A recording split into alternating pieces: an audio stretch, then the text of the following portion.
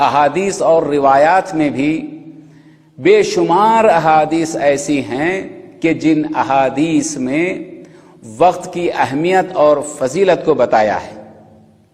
چنانچہ حدیث رسول صلی اللہ علیہ وآلہ وسلم ہے کہ آپ فرماتے ہیں کہ نعمتان مجہولتان، دو نعمتیں اللہ کی وہ ہیں جو ہماری نگاہ میں مجہول ہیں، ہم جس کی قدر و قیمت کو نہیں جانتے۔ ایک ہے سلامتی کی نعمت اور دوسری ہے اوقات فراغت کی نعمت، فرصت کی نعمت۔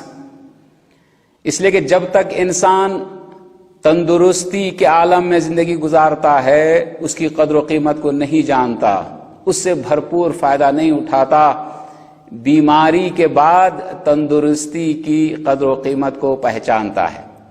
یہ سلامتی اگر آپ کو ملی ہے تو اس کی قدر جانیں، اس سے بھرپور فائدہ اٹھائیں، نہ جانیں کب ایسے ہو کہ یہ نعمت ہم سے چھین لی جائے۔ قبل اس کے کہ یہ تندرستی اور سلامتی کی نعمت چھین لی جائے، اس سے بھرپور فائدہ اٹھایا جائے۔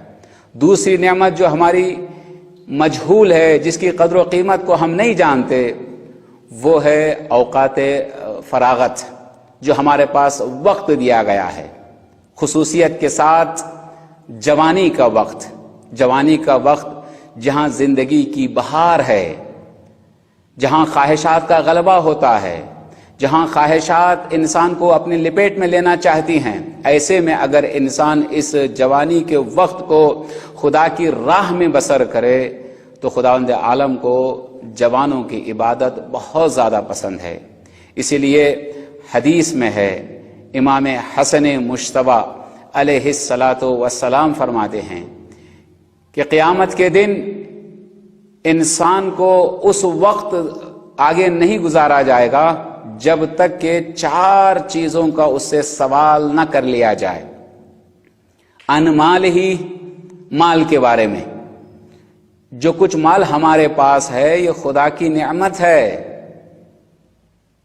جہاں سے مال آیا، کیسے آپ نے مال کو حاصل کیا ہے اس کے بارے میں بھی سوال ہوگا، اور کہاں آپ نے خرچ کیا، ان اور آؤٹ دونوں سلسلے میں ہم سے سوال کیا جائے گا۔ اس لیے کہ دنیا کا حال یہ ہے کہ وفی حلالہا حساب وفی حرامہا عقاب، حلال چیزوں کے بارے میں حساب ہے، اگر حلال ذریعے سے بھی مال کو حاصل کیا ہے تب بھی حساب دینا ہوگا، حلال راہ میں بھی خرچ کیا ہے تب بھی حساب دینا ہوگا۔ مال کے بارے میں سوال ہوگا۔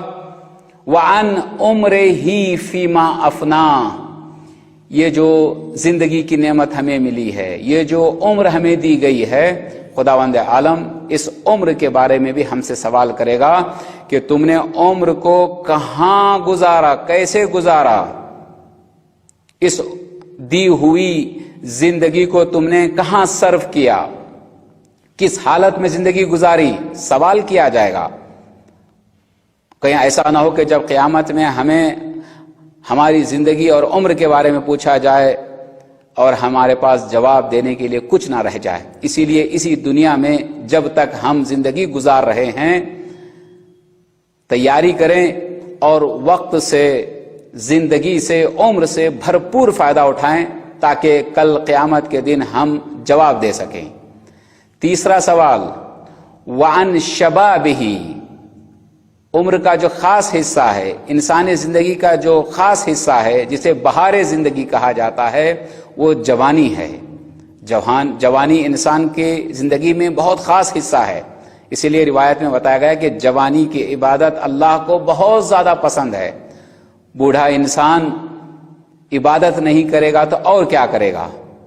جہاں خواہشات بھی ختم ہو جاتی ہیں، شہوت بھی ختم ہو جاتی ہے، تمنائیں بھی ختم ہو جاتی ہیں، ایسے میں وہ عبادت نہیں کرے گا تو کیا کرے گا؟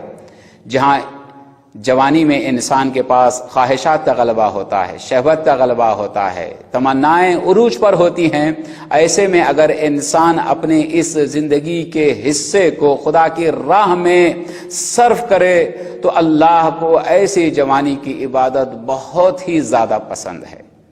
تو آپ اسی سے اندازہ کر سکتے ہیں کہ وقت کی اہمیت کیا ہے۔ قیامت کے دن ہم سے عمر کے بارے میں پوچھا جائے گا، جوانی کے بارے میں پوچھا جائے گا. اور حدیث کا ایک اور حصہ ہے وَأَنْ حُبِّنَا أَهْلَ الْبَيْتِ، محبت اہل بیت کے بارے میں پوچھا جائے گا. تو 4 چیزیں ہیں اس حدیث میں بیان کی گئی ہیں جس کے متعلق قیامت میں ہم سے سوال ہوگا. مال کے بارے میں، عمر کے بارے میں، جوانی کے بارے میں اور محبت اہل بیت کے بارے میں.